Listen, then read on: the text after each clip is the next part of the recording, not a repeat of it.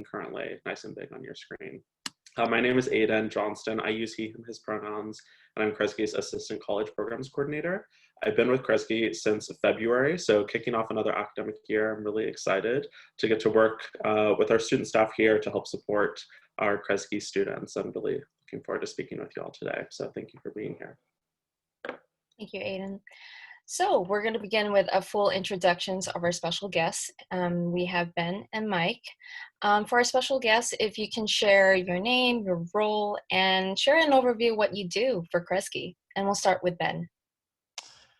Thank you, Mia.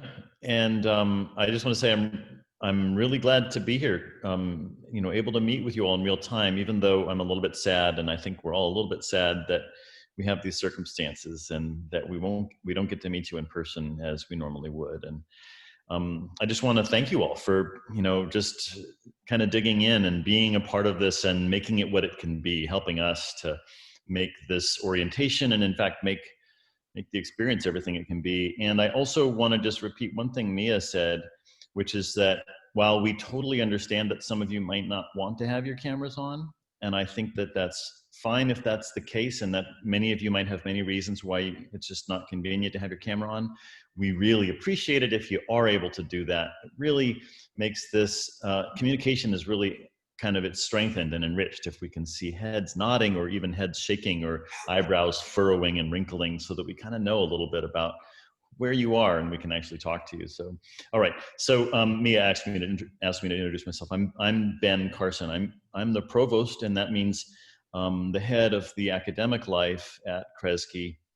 I have the great fortune of being able to collaborate with some truly superlative faculty. We're really lucky to have a great group of folks, both faculty and staff, who make Kresge what it is intellectually and academically. And it's my privilege to collaborate with those folks and oversee the core course and a lot of other curricular and academic elements of how the whole Kresge College experience goes. And my colleague Mike is here as well. Yes, thanks, Ben. I'm Mike Yamauchi-Gleason. I'm Senior Director at College Student Life for Porter and Kresge Colleges. I've been here 20 years. I use he, him, his pronouns. I oversee all the student life functions of Kresge College, and that means activities, residence or life, facilities, budgets, things like that. And we work very closely, Ben and I work very closely hand in hand, both the academic and the student life side, to provide support to our students as well as their families. Absolutely. Thank you, Ben. Thank you, Mike. And myself, my name is Mia. I'm the Interim College Programs Coordinator for Kresge Programs Office. And what we do, along with Aidan, we facilitate events and programs for our Kresge community. For example, right now, this session, as well as you may have received emails regarding about Welcome Week. In a normal school year, we would provide various events from large scale to small scales, most importantly, graduation as well. And yeah, so that's pretty much what we do as Kresge Programs Office. So going on our first topic, Ben and Mike, if you can share an overview of the college system and what makes Kresge special and unique. Do you want to start, Mike, or? No, go ahead, Ben. Oh, okay, cool. Well, we're keeping this pretty informal. So maybe I'll start with the college system, even though that was the second part of Mia's question. So a lot of you are aware of this already, but I like to just kind of step back a little bit, and especially when talking to parents and family and folks that are in our, what I like to call our extended family at Kresge and at UC Santa Cruz, to kind of remind you of a little bit of what's different about UC Santa Cruz. Many of you went through really interesting and maybe difficult conversations sometimes about how your student, how the young member of your family who started at UC Santa Cruz, about how they were going to make the decision about where they might want to go. And they had a lot of choices. And you've chosen correctly because this is the best choice. I say that a little bit tongue-in-cheek. Sometimes dry humor doesn't work over Zoom, but I try anyway. But UC Santa Cruz is different from just about any other choice that you might have made, in particular because of our college system. And so, you probably thought, okay, UC system, research universities, There's a lot of prestige associated with the UC, and we're very proud of that. We're very proud of our legacy as a research institution. UC Santa Cruz is really one of the strongest young research universities in the world. And that means that the faculty who are in front of you in your classrooms, the faculty who are at the podium, maybe 5 minutes before they stepped up to give you a lecture or to help plan an assignment or figure out what you were supposed to do in your class, they were in a lab or they were busy working out, writing, reading, collaborating at the very forefront of knowledge for humans on this planet, on whatever their field is. And that's a real privilege to be able to work with teachers like that. But the college system means that in addition to that research, that strong research background for your teachers and for the kind of work that you'll do as an undergraduate, we also have a real commitment to small scale learning communities. And what I mean by that is that we're committed to you not being a number, to you not being, and to your student not being a kind of adrift and floating through courses, 10-week syllabi, requirements, prerequisites, just working their way toward a degree. We're committed to you being in a community that's small scale, which means that people know you and people are paying attention to what kind of work you do, paying attention to how you progress. And that's part of what we really make sure that we do as colleges. So it's blending those two things, that the strength of our research university background, as well as that small scale learning environment. It's blending those two things that really makes UC Santa Cruz special, and really one of only a handful of universities that really emphasize that. You know, I'm going to let Mike talk a little bit more about Kresge's history and some of its background. He's been here a lot longer than I have, but I will say that Kresge is known for its special emphasis in a lot of different areas, but in particular, we really emphasize collaboration and cooperation. We have student cooperatives at Kresge, and students who choose Kresge tend to be students who are interested in a kind of a student-driven learning experience, a learning experience where students get a lot of choices and a lot of voice in how their curriculum works, a lot of voice in how their intellectual community develops. A lot of the things that we do at Kresge, including our lecture series, our small scale classes, our enrichment courses, and the way that we work as a community with our parliament is much more participatory than a lot of colleges. And as I said in my welcome letter, we're a college where the newest voices are just as central to decision making as the old hands. So we really like to reshape who we are in response to the very newest members of our community. All right, I've rambled a little bit too much, so I'm going to pass it off to Mike, and he's got a lot more to say. Yeah, I just want to emphasize the whole issue about small living learning communities. As I mentioned, I've been here for 20 years. I've actually been in the student life field for 40 years, and I've had the opportunity to work at 9 different institutions, anywhere from 400 to 20,000. And one of the things that drew me to UCSC was the college system, because it kind of has the best of both worlds. It has the small liberal arts concept of the college, because each college has about 1,600, 1,700 college affiliates. So that's a nice size for a small liberal arts school. But it's in a large research institution with all the resources that comes with. So even though, and I actually think even in these times when we have to work remotely, we have just a small portion of our students on campus. In many ways, being the college system and being small of having only about 1,700 undergraduate affiliates at Kresge, that means we can still have more one-on-one contact with students, whether it be virtually or in person. So if this was just a standard 18,000 person campus, I don't think students would get the same kind of contact. So in some ways, being a college system works just as well in person as it does remotely. And so in terms of Kresge's history, as Ben said, we definitely celebrate independence. We celebrate collaboration. Definitely most of what we do is student-driven.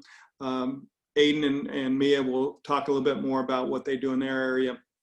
But most of the programs that we've been developing, the virtual programs we've been developing, have been really student-driven. and we listen well to our students, and they listen to us, because we're a collaborative team. We're a community. There isn't separation between faculty and staff and students when it comes to being committed to our community. And so we do this together. And so we welcome our new students. As I said, most of our students will be working remotely this year, particularly in the fall. And we have a small cohort here on campus, and we'll support them whether they're remote or in person the same way we always do. And we're a strong community. We're a unique community. Sometimes we, as my brother who's an instrument repairman would say, we walk to the tune of a different oboe player sometimes.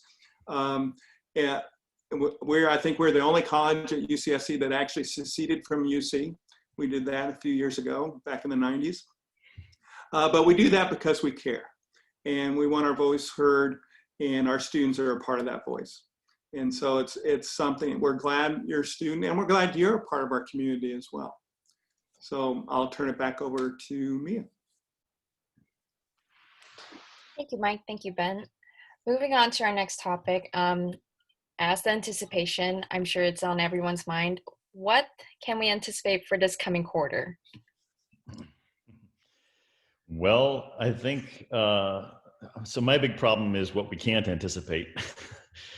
And that seems to be the law of the land for so many of us around the world, is just actually having to struggle with what we don't know, struggling with we don't know when things will change for our society, for the way that we learn. And it's been harder and harder to predict. Last year was a year that started in one historical era and ended in a completely different historical era. So we're proud to be part of a college and an institution that loves to improvise, and that really helps us to make the best of these circumstances.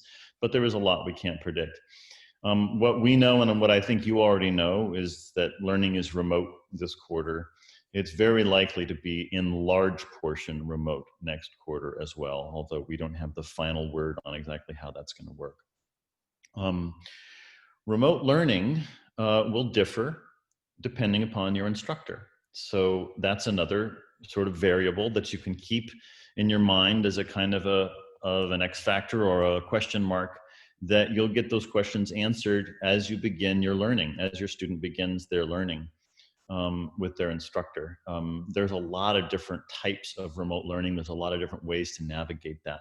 But one thing that I will say that I think is true of all, the vast majority of the courses that your students are enrolled in that are remote learning courses, is they are not online courses. And I really want to make that distinction very clear to you.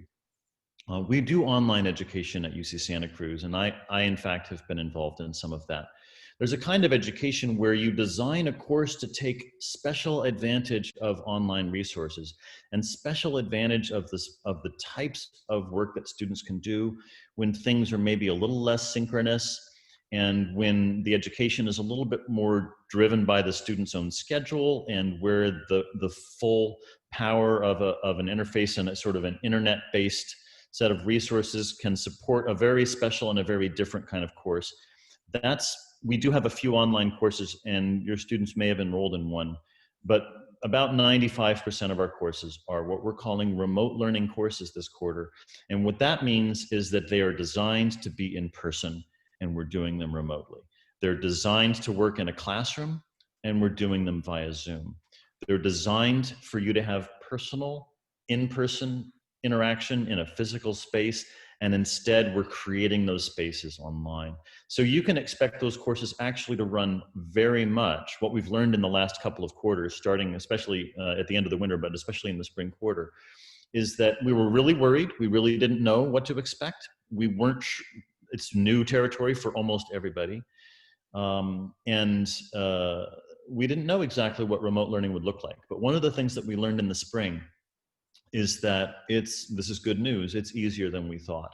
There are compromises associated with it. There are challenges that students face, especially students who are learning in smaller scale environments, who are learning in a space that they have to share with a family. And there are challenges that we have to overcome together. There are challenges for students with learning disabilities, and there are challenges for students coming at the situation from a wide variety of backgrounds. But those challenges also occur in physical learning spaces. And what we really have to do, what's really our charge, is to listen and to be aware of what those challenges are. And if we can have those conversations, we usually find that these online remote learning environments, they work a lot like classrooms, and people adjust. People have integrity and resilience, and they find themselves in good, spontaneous, creative conversations online. They respond to faculty and create discussion in very much the same way that they would in a classroom. And if we're concentrating on being good communicators and attentive to one another, we can create really extraordinary classroom experiences. And that's true of the core course as well. I think I'm going to have an opportunity to talk a little more about that later in response to other questions from Mia. But that's, at least in a nutshell, what I'd like to have us anticipating for the fall. And from my perspective on the student life side, we're going to run our programs similar to what we typically do, but they're just going to be remotely done. They'll have the same energy because they're student driven for the most part. New students will have an opportunity to participate. They'll have an opportunity to create programs themselves. Mia and her staff with Aidan and Kathy Cooney, who is Associate Director of Student Life or Residential Life. She runs the housing program for us, the residential life program. So we'll have programs from them that will reach out not only to our residential students, but also to our students who are working remotely. One thing, as I mentioned, we have a small cohort of students here on campus. We have, let's see, I'm going to read from my notes, 57 continuing students, 23 new first-year students, and 13 new transfer students affiliated with Kresge College that will be living on campus. Now, what's different, truly different this year, is they don't get to live at Kresge. Because we have such a small number of students here on campus, we've moved all the students and consolidated them into College 9, College 10, and Crown and Merrill colleges. And our students will be living primarily at Merrill College and Crown and Merrill apartments. But with that said, they will still be working with our staff from Kresge College. We have what we call coordinators for residential education, and we have two working with us, Aubrey and Savannah, and they'll be working with our students at Merrill and Crown and Merrill apartments. As I mentioned, Kathy Cooney, the Associate Director, and then we also have Ricky Roberts, who's the Assistant Director of Residential Life. And they'll all be working with our live-on students, and they'll continue to provide programs and support for them. One of the things that we'll be emphasizing this year, in addition to supporting students with their academic work, whether it be remotely or in person, and all the programs that we do, is because we are under the pandemic that is created by COVID-19, we do have a lot of expectations for our students, and we have a lot of expectations for ourselves. Definitely, we expect them to abide by our COVID-19 expectations in terms of masking, social distancing, washing your hands. One of the things that we've also implemented is that we have a daily symptom check that we ask all our students to fill out, and they've gotten all this information. All the students have this information. And also we do regular testing. One of the things I had the opportunity to do was be on the testing and health screening committee this summer. And I was just blown away by all the expertise that our faculty and staff have around this area. We have our own testing lab here on campus. We have our own experts here on campus. And so when we do testing, it's done well and reported out quickly. In fact, I just went through it myself just to have a good feel for what the students are going through. It took 2 minutes to do the testing. It was done very well, done very easily, and done by students who are watching and monitoring the process. So that's one of the things that's really different this year is we're all going to be working through this together so we can stay healthy and safe and still remain in community. And so this is something that is definitely going to be new, and it's definitely going to be a part of this year. So with that, I'll turn it back over to Mia. Thank you so much again, Ben and Mike. And we're going to head over into our last topic, which is our office Kresge Programs Office, which Aidan, feel free to chime in. So as to go over again what I've mentioned, what we do is provide events and programs. In a normal year, of course, we would have had like a lot of fun in-person programs within our Kresge community. And as we're moving forward for virtual quarter, we are still continuing providing programs and events, as we understand like the biggest thing for our vision for our office is maintaining connections with all of you, even though all of you are starting in different locations. And we do understand it's hard to make connections with your own peers, and we hope that we can give you that opportunity to connect with one another. Our office kind of oversees a lot of the little aspects of our college student life here in Kresge. As Ben has mentioned, we have co-ops. Previously, we used to have roughly 4 to 5 co-ops in Kresge College, which vary from our photo co-op to the music co-op, food co-op, garden co-op. Unfortunately for these now are suspended until further notice. We also staff advise our Kresge Parliament, which is Kresge's college student government. And it's a very important group, but very welcoming, great, amazing student leaders. That group of students, they are all Kresge affiliated. It is open to all years, including transfers. And that group, basically, they come together to discuss matters within Kresge College. They also get to vote and decide how to spend the funds and the fees that you all pay for Kresge College.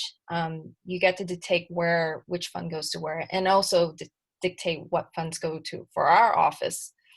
Last but not least, our supervision, we supervise a number of student leaders, and some of them are paid student employees as well as volunteers. As we're moving on to Welcome Week, you're going to meet a group of our orientation leaders, which are volunteers from many who are started from first years or some are returning. And we oversee 4 student staff who are programs assistants, and they basically facilitate most of the chunk of our programs events throughout the academic year. And for Mia and Aidan, we oversee, as I mentioned, large-scale events, graduation, and Welcome Week. We also used to help assist with our sister college porter on the family day event that would usually happen in winter quarter in person. But to be determined how we'll see 2021 will turn out. As again, for our office, our vision is to make sure that you are still connected with us, as well as being able to connect with one another. Aidan, you're welcome to add any details. Sure, thank you so much for that really broad overview. I think there's so many details as a part of our office, so it can be a lot to work through. I think I just wanted to highlight a little bit about how we approach programming at Kresge. And I think typically if folks have any sort of an impression of what they think college programming looks like, pretty much it's exclusively in person and a lot of social events. And I know that's sometimes the assumption that I have as well, but really our programming in the past in person and will continue to be so in the virtual space has stretched from themes that include a lot of educational programming as well as collaborations with different resource centers on campus and really getting folks connected with other offices on campus and folks that they'll be able to reach out to in the future to get support and whatever that may be, cultural centers, but then also resource centers that can help them with their academics as well. So those are things that are well adapted to continue into the virtual space, and we really look forward to continuing to collaborate with our campus partners. And we're also very fortunate, as Mia mentioned, to have our student staff.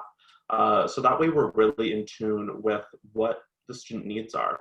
And we're super, super committed to receiving the feedback and really being able to adapt our programming to fit the needs as they're, of course, going to continue to change throughout this fall quarter and continuing on into the year. So although a lot is unknown, we've been working all summer to really innovate and still provide that sense of community despite not being all at the college together.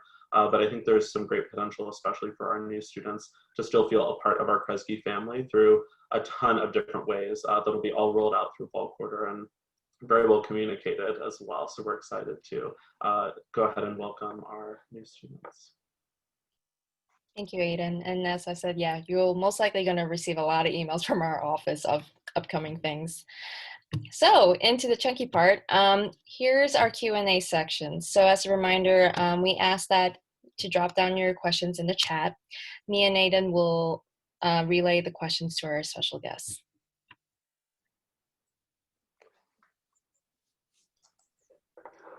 So the chat is open. You should be able to message me directly. And we'll kick it off like that.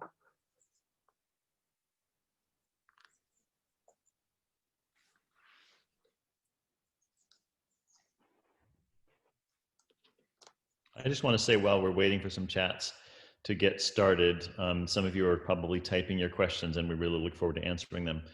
I just want to say thank you all for being here.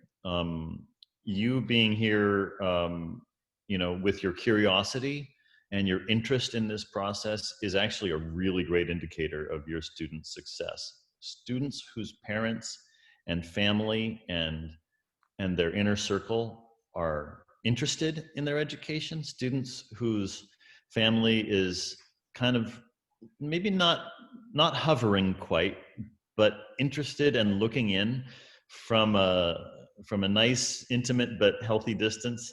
That kind of curiosity and that interest really helps to shape your students' effort and commitment to this education. Even if they don't tell you, even if they don't immediately seem grateful for all of your questions and all of your, hey, what's happening? When did you enroll? You know, it really matters. It does matter, and your attention to their education is like, it's something that really contributes in the long run to how they experience it. So thank you. Thanks for being that committed. All right, I'll go ahead and kick it off with our first question, and Mike and Ben, feel free to jump in as you see fit. For our first one, Cynthia asked, how will students be able to engage with their peers and make connections while learning remotely? So potentially a focus on the academic side of things. Sure, Aidan, and thank you. I'm sorry, the question was from? Cynthia. Cynthia, thank you for that question. So that is a challenge, and it's not as big a one as it might seem. Kind of just following what I said earlier, it's remarkable how well we have succeeded in creating complex learning environments online. And I didn't mention this in my earlier remarks, but for example, the core course, in addition to the seminars that are a little bit more formal, I'll just talk for a second about how the core course works, because that's actually one of the main answers to Cynthia's question, is how the core course creates a learning community. So in your core courses, you'll have a formal seminar where your student will meet twice a week with one of our 10 really gifted faculty that I'm really proud of. And then in addition to that, about 5 times they're going to meet with the whole cohort, all 360 entering Kresge Frosh, in a webinar that features a distinguished guest or a distinguished panel of guests. And those are not going to be the places where your student can interact with their peers. But within each seminar, your faculty members are going to create additional opportunities through the Canvas website for students to collaborate and communicate with one another. So some of those are going to vary from instructor to instructor. But one of them that's common across all of the seminars is that we have a small but dedicated group of what we're calling peer navigators, who are, they're basically students who succeeded and who had a lot of good results in their work on the core course. They're Kresge students who are coming back in their 2nd or their 3rd year and saying, yeah, I want to contribute. I want to be a part of this curriculum and help entering Frosh navigate. And what they do, one of the things that they do, is they create opportunities for Frosh to talk to each other and to kind of work with each other about what their learning process is, reflect a little bit on what their experience of the core course is. I think you'll have similar opportunities in other courses. Just one more little point about the core course. Right around week 7, you know, we've got some intensive learning and some, I think, some really, really fascinating work to do. The core course being the course that all of your Frosh are required to take. It's a course on academic literacy. It's a course on reading and their process in learning. For the first 6 weeks or so, it's a lot about us framing a conversation that has to do with some interesting and complex reading, and also with their process in reading those materials. But around week 7, we're going to kind of pass the baton to your students. And for the last 3 weeks of the course, it's really up to the students to create, we continue, of course, in our leadership of the course, but it's up to the students to create their own collaborations and to express their own, I guess, kinds of interventions into the course materials, and they get a chance to do their own creative work, a chance to work together and collaborate even across seminars to make projects that express their active response to the materials that we're going to be reading about in this core course. So it's not perfect. It's not the same as gathering around a picnic table here in the Piazzetta or on Upper Campus. It's not the same as being able to spontaneously say to your friends and roommates, let's go take a walk along the fire roads and see what birds we can find. Those things will, those are the compromises of some of the things that we're gonna have to give up this quarter. And we're looking forward to bringing those things back. But there are those opportunities, those conversations happen online. So I'm excited about that. Yeah, and there's also going to be a lot of opportunities outside the classroom, particularly some of the stuff that Mia and Aidan and the program assistants are doing. It's a good way for students to get connected with one another and to interact with one another. The other thing I always want to remind students, and it may be particularly important since a lot of our students are going to be working remotely, is to reach out to your resources. If you're struggling or you have questions, please encourage your student, your son or daughter to really reach out to all the resources that are there. All of our information is on the Kresge webpage. We love to respond to students. We love to respond to parent questions. Even though we're limited on some of the things we can share with you because of FERPA and state law and stuff, we're all pretty good at answering questions. And so we should be able to give you the kind of information, or at least put you in the right direction if you have any questions that you need, and still maintain the privacy of our students. So, but really it's encouraging them to reach out. And the one thing I always put a plug in is I know one of the least used resources on campus is office hours for faculty members. And so it's really important that students make those kind of connections, because not only if they're struggling in the class or they have questions, oftentimes that faculty connection can lead to internships or potential graduate school recommendations. So it's really important for them to connect. And for anyone who's a family member of a transfer student, or if there are any transfer students in the room, it's really important for you to make those connections as quickly as possible, because you're just not here with us as long as a first-year student would be. All right, thank you, Mike and Ben. Our next question comes from Stacy and is in regard to the move of Kresge students to be living in Merrill. And she asks if this change will be effective into the spring as potential remote status guidelines change. That's a good question that we don't know. I think a lot of it will depend on what happens with the pandemic and where we're at in terms of any state mandates in regarding of how we're going to operate an open campus. Right now, it looks like, as Ben mentioned earlier, we probably won't see a lot of change come winter quarter, but depending on what happens this spring, I mean, we're anxious to have students back at Kresge, and so as soon as we're able to do that, we will do that. But we just don't have that answer at this point. Thank you, Mike. All right, our next question. Is there a way that we, assuming they're asking about parents and family and supporters of students, can get updates from Kresge directly, or will all communication need to come through their children? Well, most of our communication goes to the student. Your son or daughter will get that information. But one of the things that we try to do is keep our webpage up to date with anything that's happening at Kresge College or happening at campus. And actually the campus website in general is a good resource. And particularly in these times of COVID-19, we actually, on the main page, on the masthead, there's a COVID update. So that'll give you an idea of what we're doing as a campus in response to the pandemic. But checking out that, I have a question back to Aidan and Mia. I know we have a lot of social media outlets for Kresge. Who is eligible to access that? Good question. Our Instagram, it's basically public, so it could be open to family, relatives, students. If you follow us on Instagram, our handle is KC_UCSC.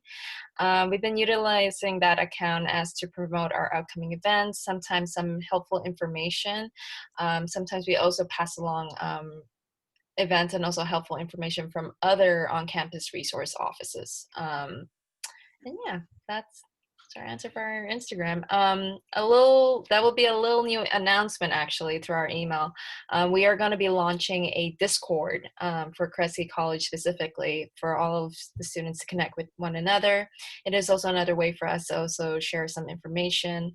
And lastly, we're hoping to launch a YouTube channel as well, where some of these sessions through our Welcome Week will be uploaded, and throughout the academic year, if we have any programs that were recorded, will be as well uploaded in our YouTube channel.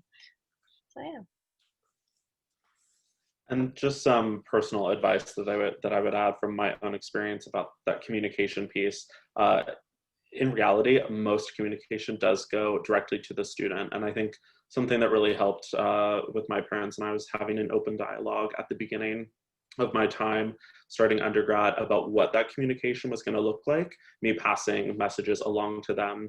And that was really a two-way discussion where they could share what they were hoping for me to update them on. Of course, there's always this desire to know about grades and some of these more logistical pieces, but also just the happenings of campus and those general updates. And they were definitely interested in being a part of that experience with me, but it was also important for me to set some boundaries so that it was my own experience.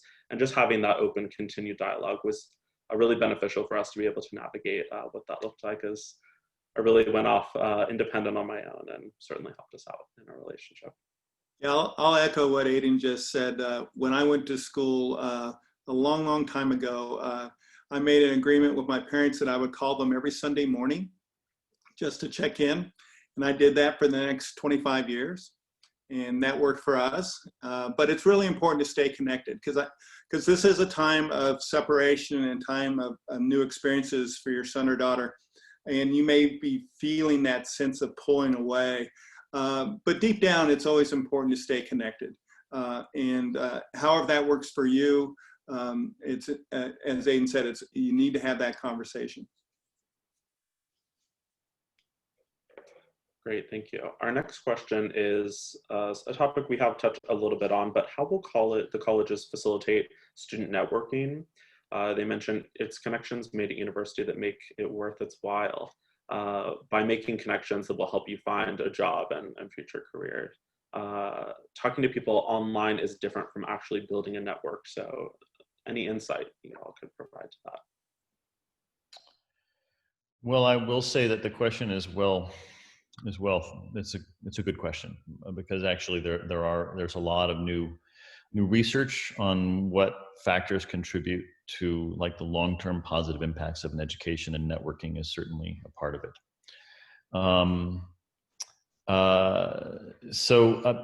I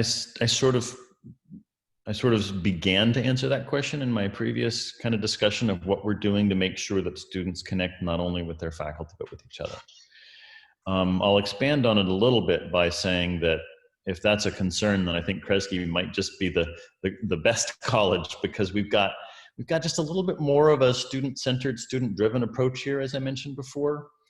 And Mike also mentioned some of what we're doing. Actually, all four of us have kind of chimed in various ways about how we're trying to make up for the fact that we don't have that lovely spot next to the bridge that all the students can kind of gather and chat at right before they cross over to Science Hill. And we don't have that wonderful meadow that students kind of converge through as they're walking to the arts division. And those are things that we are missing. But I think all four of us have kind of given different takes on how we're trying to make up for that. And it is important to make up for that. The only thing I'll add to it is that I really encourage your student to get involved in Kresge Parliament, which is just as active as ever. And they're a really powerful space that's student directed and student owned, in addition to the cooperatives that we've already mentioned. where students create those kinds of connections. So fingers crossed, I really hope those things work. And it depends a lot on your students' willingness to kind of get beyond that course syllabus, get beyond that Canvas interface that they log into to get a good grade, and make sure it's actually really incumbent upon your student to kind of meet us halfway there and make sure they're taking up the opportunities that not only we're getting in place, but also that the students are getting in place for your students. So I really hope that works. I would just add as well, we're all limited in this way of being in a virtual environment. So in the theme of we're all in the same boat, staff, faculty, and peers of students are all eager in that same way that we normally are when we are in person to make those connections and with that specific piece of networking. So those are things that are still going to be present in the virtual events. It may not have the exact same feel as being able to meet folks in person, but no one is getting a leg up on getting to go to these secret networking events. It's really, everyone's going to be turning to ways to connect virtually. So hopefully that provides a little bit of comfort. I know it does to me at some point when it feels like I'm the only one being isolated. Yeah, very important. Yeah. And our next question is kind of a summation of a few. So folks wondering about the core course, and in regard to transfer students, is there anything similar since they have a shorter time at UCSC? Great, thank you. And thank you for reminding me that we have transfer parents and families here as well. I do a special orientation for transfer students on Monday and Tuesday. I do that in 2 different parts. And so there'll be a lot more about opportunities for them. I really encourage you to send your transfer students, make sure they go to those orientations. Kresge is a real dedicated kind of transfer college. So the core course. So Kresge's core course, in the tradition of core courses going back hundreds of years at Yale and Oxford, is an intention for us to come together as an intellectual community. It's not based on anyone's expertise or any one kind of discipline, but it's an interdisciplinary exploration of what it means to have conversations at universities. And the topic that we focus on, most of the college core courses do that, that sort of sense of academic literacy. What is university discourse? What is university dialogue? Kresge's topic in particular is power and representation. So our course focuses on the struggles of individuals and communities to seek and find representation and power, particularly in US society. It's a lot about what comes after the great promise of the American Constitution and the American legal system, which promises equality. It's about the question of what comes after that. What do we do when those structures, when the economy and when the legal system doesn't deliver equality?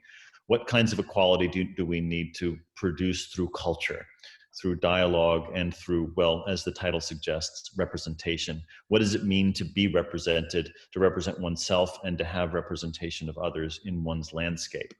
So it's a course I'm very proud of. I've been collaborating to develop it this is now my 6th year as provost. And the course precedes me as well. And this quarter, we have Lawrence Bartley from the Marshall Project. He is a prominent African-American journalist who focuses on prisons, and particularly on prison journalism. We have a panel of UCSC research faculty who are focusing on issues of race, COVID-19, and how COVID-19 carves a kind of a racial divide in our society. There's a series of journalistic pieces that are designed to expose and clarify some of the justice issues that face different communities as they attempt to bridge a gap between their backgrounds, which are widely varying across California and across the United States and around the world, and how they might bridge those different cultural gulfs to come into a university community. And that includes gulfs that are based on class, based on geographic background, based on first-generation experiences. And finally, we're going to have a wonderful appearance from Andrea Longtrue, and a very, very gifted writer, one of the best writers of her generation, a trans writer who is thinking very, not in typical ways about what gender is. So it's not a standard view, not even a standard view that we've come to expect from trans activism about what gender is. It's actually a really unique and imaginative and possibly controversial view. So Kresge is one of the only colleges that has all of these guest lecturer opportunities. A lot of colleges went in the direction of, hey, let's back off a little bit. It's really hard to do this kind of plenary, this kind of community gathering over Zoom. What we decided, and I still to this day don't know if it's going to be the right decision. I really hope it is. We decided at Kresge to kind of lean in and really try to do more rather than less, try to create more community and more intellectual opportunities. So we've got a lot of really interesting conversations that are developing. And as I said before, it really depends upon what your student puts into it.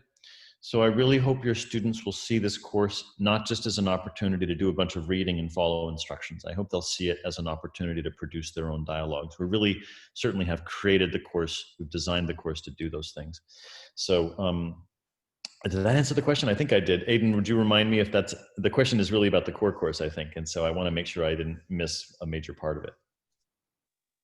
Sure, yeah, I think the theme was about what kind of experience transfers can look for that mirrors the core course. Thank you. Let me just put a little tag on the end of this about the transfer students. So transfer students don't take the core course. It's designed for really the first year experience.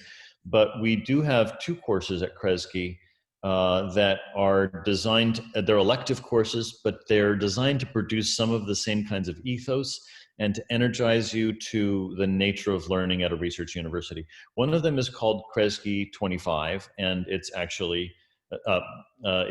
run, I collaborate in running that course with an office called Services for Transfer and Reentry Students, or STARS for short. And that's an office that runs out of Kresge College, but serves the whole campus.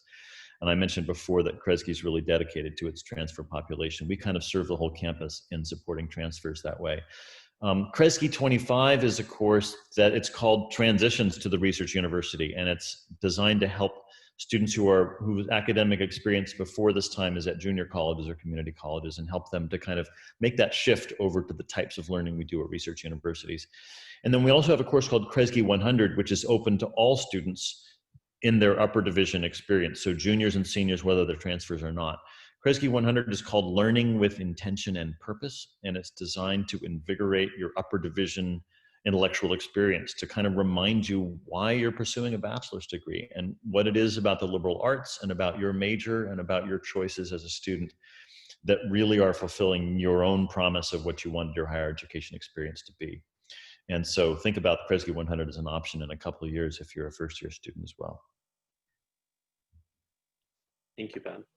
All right, our next question, it dives into something a little bit more specific. How do students get involved in student government? And I think I'd start off by saying for Kresge Parliament specifically, that's one of our goals for Welcome Week, is to really communicate to students how they're able to get involved. And that's through a couple events. The first one I'd highlight that I would definitely encourage students to go to is happening tomorrow from 4 to 5 p.m., Friday the 25th.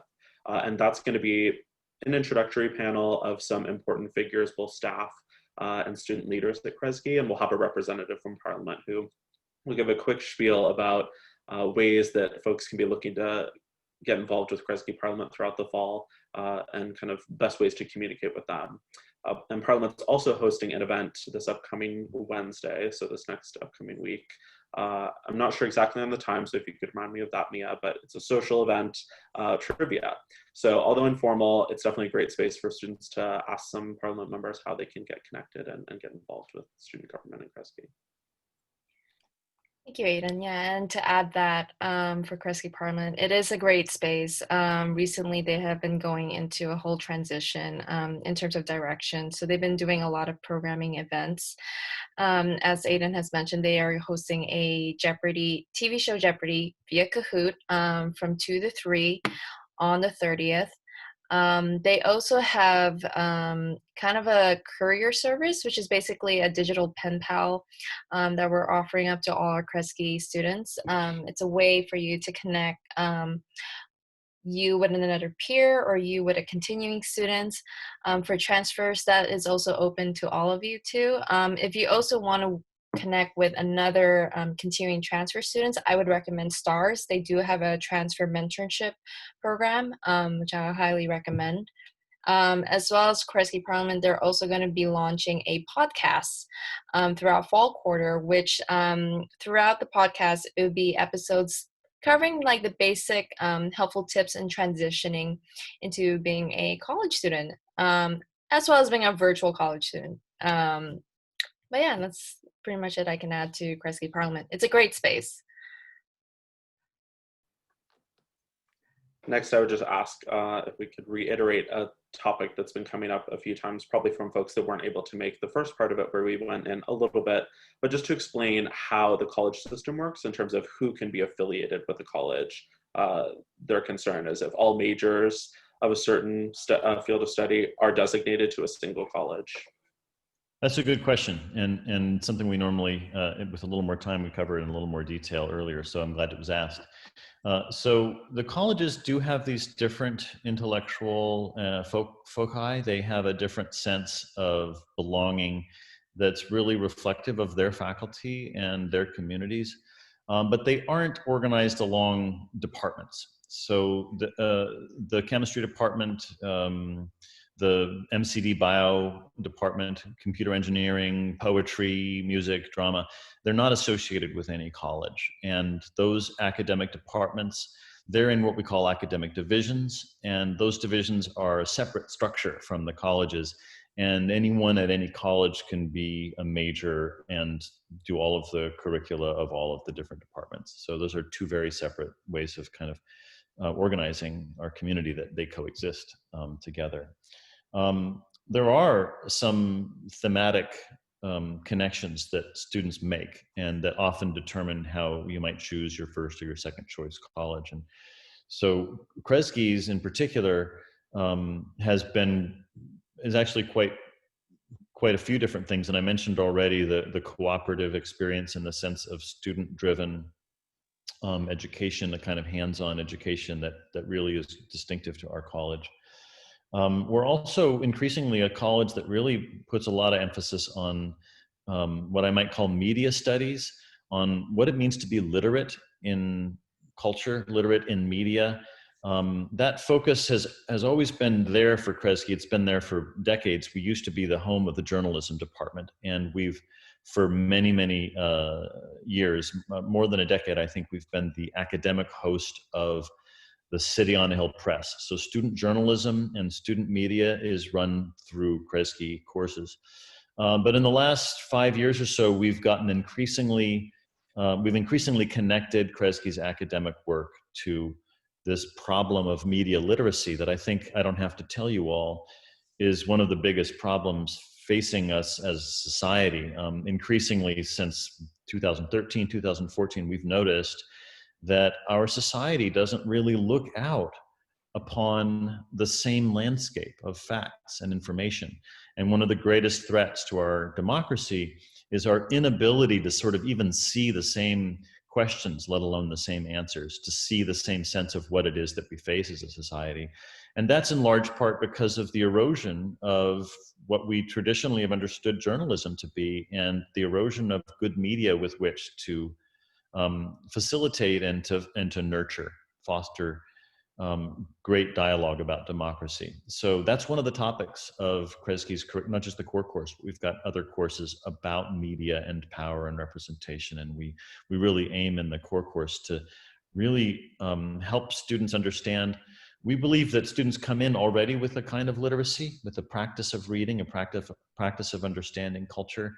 And the core course is about becoming more aware of that and reflecting on what it means to be literate in media and thinking critically about media. So, yeah. And a lot of colleges have other foci as well. So you can explore them through understanding. You can explore some of that on the college websites. Thank you for that explanation, Ben. I think as a little bit of an outsider, somewhat new to campus, something that has helped me understand the college system is very much that the learning environment that the college creates sort of shapes the lens through which undergraduates approach their field of studies. So while you could be any major in the different colleges, that helps to inform the way that folks approach undergraduate education as a way to synthesize it down, because it's quite a complex system. Yeah, that's right. All right. As a combination of a few questions we've been getting regarding when status updates will change regarding to on-campus housing, changes to remote learning status. And while I recognize there's definitely a lot of interest with that, and we may not have specific times that we'll know those answers, I was wondering, Mike, if you could elaborate on what the process looks like to reach those decisions. Well, it's definitely a top-down decision-making process. The chancellor is very engaged with all of her leadership team. And actually, if you want to see updates on, I mentioned it earlier, on the homepage, on the top of the masthead, there's actually COVID-19 updates. And that has a lot of information on there about how we're delivering classes and whether we have students on campus and things like that. So as things change, that link will get updated. So, but it's definitely going to be a top-down process once the chancellor knows what the governor will allow or what the city will allow. If there's any changes, we will definitely incorporate that in the decision-making process. Thank you, Mike.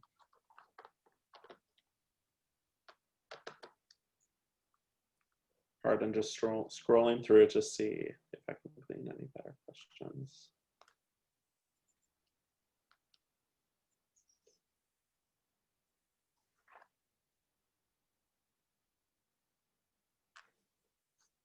We do have a few minutes, so feel free to drop any further questions in the chat. We're happy to answer them.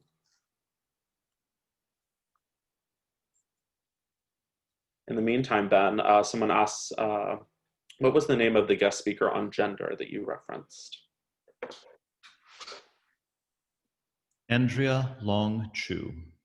I'll put that in the chat.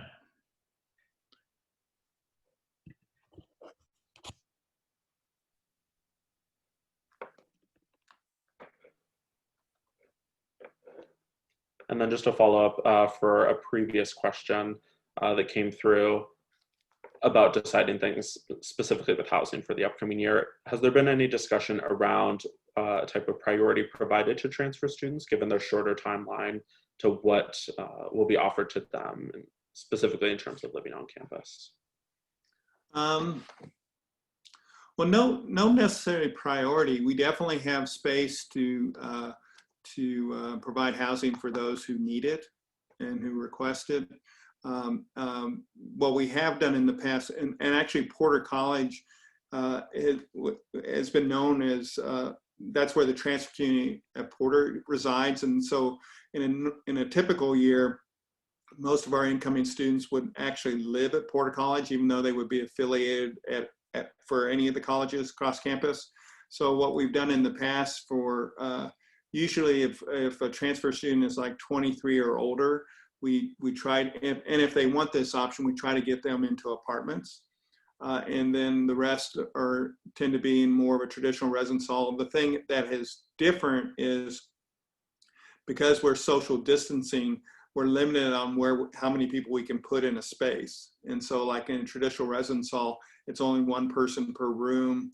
And in an apartment, it's one person or two people per room, but no more than 5 people in an apartment. And so depending on how many people who request space on campus will determine where we're able to put them. But at this point, we don't necessarily prioritize anything because we're able to provide for most everybody. Thank you, Mike. And I'll just finish off with our last question. That's a bit of a logistical piece that I'm sure is coming up for a lot of folks in regards to this upcoming Welcome Week and many sessions happening at times concurrently, and what that looks like if folks have 2 potentially mandatory events that they're attending. And I would just encourage students to really be reaching out to whoever's the facilitator of those events. Many things will be recorded throughout Welcome Week and available for students at a later time if they're unable to attend for a variety of reasons. And potentially if it's speaking with majors or specific departments that students had hoped to attend a live session, folks are always available. When I say folks, I'm referencing my colleagues across campus are available by email always to set up different times and appointments with students, of course, time allowing, to be able to meet and provide that information. So there's a lot happening, and even if you have this flexibility and time to attend everything, it's a lot to take in as well. So I would just encourage folks to take some patience for themselves and spend the fall quarter really just getting accustomed to life as a college student, rather than trying to jam it all into just Welcome Week, although we certainly tried to be very informative as well. All right, that's going to finish our Q&A. Mia, if you had any closing remarks before we go ahead and sign off. Thank you all very much for attending. Yeah, thank you so much. Thank you to our special guests, and also to all of you for taking time to join us. Yeah, we hope to see you around in our events throughout Welcome Week, and as well as throughout fall quarter. Best of luck and take care. And thank you again. I want to also say, I think I speak for everyone in saying, feel free to reach out to us. Our contact information on the website. We want to hear from you if you have questions, and we're really happy to keep this conversation going. Thanks again, everybody. Yeah, thanks for being here.